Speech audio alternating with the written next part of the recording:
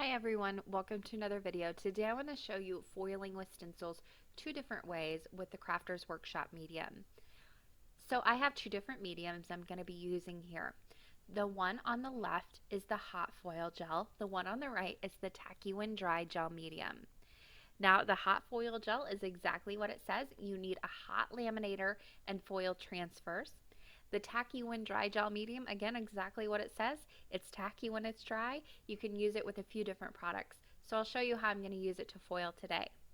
So for my first card, I'm going to be using the tacky when dry gel medium. This is, again, exactly what it says it is. It's a gel medium that when it dries, it remains tacky. So it's like a glue. I'll be using this with the Magnolia Blossom stencil. This is in the 6x6 size, so that's what I'm going to be using on my card. I have used this before. It's a great one to have on hand. It's beautiful. I'll leave that video in the top right hand corner. That's another great and fun technique that you can easily do on your cards as well with stencils. So I want to go ahead and just place on this tacky when dry gel medium right through the stencil. I like to go ahead and kind of glop it on it first.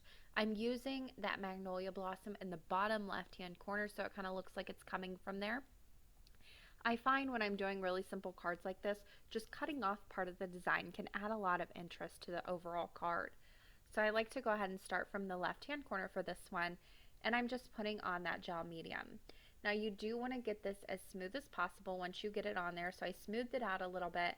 Then I just remove that stencil, and I can go ahead and scrape up the extra from the background that I'm working on there and also from the stencil itself, and then I just pop that right back into the jar so it can be used again. Then I want to go ahead and place a little bit more of this stencil in the top left hand corner just so I've got something to kind of balance this out.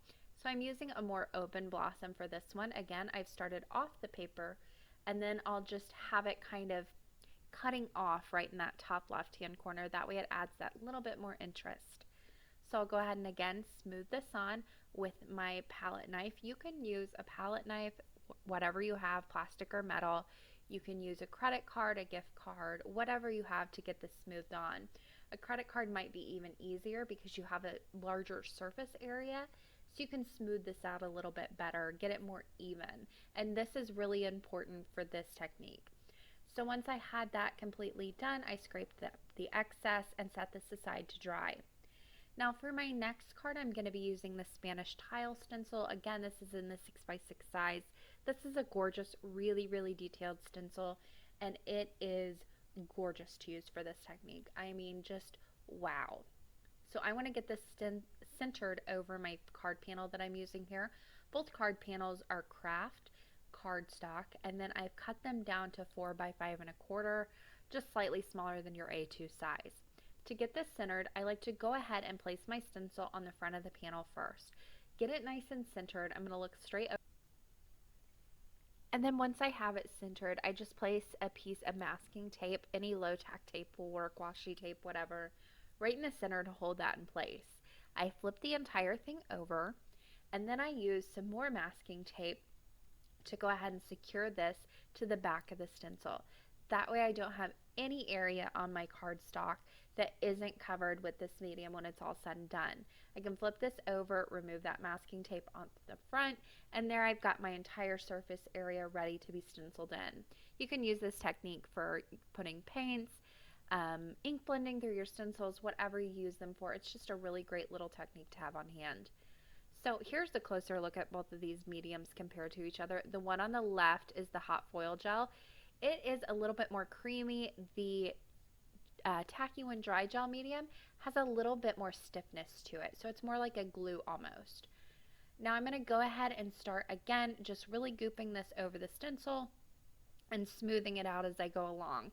Now I'm not going to be too careful about the smoothness on this first round. I really just want to make sure that I get all of those cracks and crevices filled in with this medium. This is a very, very detailed stencil, so I want to make sure that I get all of the surface area covered, all those corners, all those little pieces are filled in with this medium, because wherever this medium isn't, the gel isn't going to stick. Once I have this covered, I like to come in again with my craft knife or my palette knife. I think a credit card would work even better for this. and just smooth it out one last time. Make sure I've got a nice smooth surface I'm working with. The smoother, the better the foil is going to stick, and it's going to stick more evenly. So once I have that on and smoothed out, it's time to remove that stencil, and I am left with this beautiful, beautiful background. This is white. Both of them go on white. They both dry clear. So I let them dry overnight. You don't have to let them dry overnight, but I would say give it a good hour, hour and a half time frame there for those to dry. Now the one on the left, the hot foil gel, is not tacky. The one on the right is tacky. So you need to be a little bit careful if you go sticking this to any surfaces. Make sure you don't have any glitter unless you want to stick glitter to it, around it. Everything you put next to it is going to stick to it. So I am going to be using two different kinds of foils today. I'm going to start off with the Prima rub-on foil. You can use any rub-on foil for the technique that I'm using here. You can also use the deco foil for this, the iCraft deco foil. You can use the mink foil for this. Those are both going to stick to this, but I wanted to go ahead and use a rub-on foil just to show you that this works too with this. This is going to give me a more distressed finish.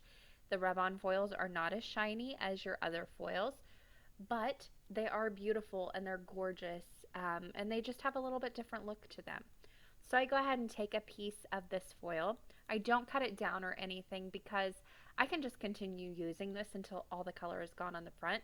So I just go ahead and lay that right over the foil, lay the foil over the medium, and then I just use my bone folder. You can use a popsicle stick again, you can use a credit card, you can use your finger just to really get this pressed in to that gel medium on there. And once you have it good and pressed, it's going to start to lift up. The foil is going to start to release. You can see it starting to move around there. That's when you know it's done. Now, this is great because if you miss any spots, you can come back in with your foil again and your bone folder and just go over those larger spots that you missed. For this, I just do it a little bit, go into those really, really big ones that I missed. But the other ones I'm going to leave. Again, this is more of a distressed look, I would say. It's not going to be perfect with this technique, but it is so pretty, and it's such, it's got a lot of texture. It's got a lot of, every time you do it, it's going to be different. So it's a lot of fun to play around with. It's just a really pretty technique that's going to give you more of that grungy effect. For both of my finished cards, I wanted to make sure that the foils shine. So for this one, I just put "Thanks so much" in brown dye ink, pop this entire panel onto an A2 card base, and I really let that foil shine. I let that be the main focal point for this card. There's a closer look at that foil all said and done. You can see it's got a little bit more of that distressed look to it, but it is such a pretty technique, and you don't need anything fancy except some foils and that gel medium to do it. Now for my next one, I'm using the hot foil gel. For this one, you do need a specific type of foil. You need a transfer foil. That means you need one of the thermo web ones, which I'm using here in the copper color or a mink color. I happen to like the thermo web ones a little bit better. I just feel like they have a little bit more heft. They don't roll up on me as easily. So what I like to do is cut this down to size, just flip it over, cut it down to slightly bigger than your panel so you've got a little wiggle room. Then I place my panel into a carrier sheet. My carrier sheet is just a piece of computer paper folded in half. And then I'm going to take my deco foil, shiny side up. You want to make sure that your dull silver side is toward the gel medium. Make sure that you have that copper facing up because that's what you want to see. And that's the only way it's going to work too. The copper will not stick to that gel medium. You want to make sure that you have the silver side towards the gel medium. Now again, you're going to need a laminator for this or a mink machine. I use the Royal Sovereign laminator for all my foiling. It does what I need it to do. I set it to the 5mm setting, which is a little bit hotter, and I've let this heat up for about 10 minutes. Double check your panel before you start running it through. Make sure your foil's in place. I did not, and mine had shifted slightly. So that's okay. If yours happens to do that, just cut it down a little bit and nobody will ever know. So I ran this through vertically once and it would probably be good to go, but I have this thing where I run anything through twice, so I just do it just because. So I ran it through once vertically, once horizontally, and then it was time to take this out of the carrier sheet. It is beautiful. but you need to wait just a few minutes. I know you want to pull it off right now, but wait for it to cool down a little bit. So I waited for it to cool down, and then it was time for the fun part, removing that top foil. I love this part. It is so beautiful and so detailed and so shiny. So there is a closer look at that. You could even use your leftover piece off to the right hand side to make another gorgeous card. I just, you can't replicate this. I love it so much. So I kept this as my main focal point because it is so beautiful. I just added a with love banner on this card, added a little frame, and really let that background shine. This one is, again, it's a different technique. You do need a few more. You need your laminator and stuff for it to work, but it is so worth it. Now this has a little bit smoother of a surface than the other one.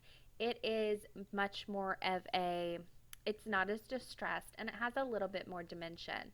Here's a closer look at them both side by side. You can see the hot foil gel is much shinier. You've got the more distressed look on the right hand side there. There's a closer still shot too, just so you can see them compared. They're both beautiful. They're both a lot of fun to play around with, and they both look beautiful on your cards. Here's one final look at both of them side by side. I love the way both of them turned out, and I can't wait to play around with these both some more. That's going to do it for me today. There are going to be links on the left side of your screen you can click on. The supplies that I used today are all going to be in the description box below. You can also subscribe to my channel on the left hand side. I want to thank you guys for watching, and happy crafting.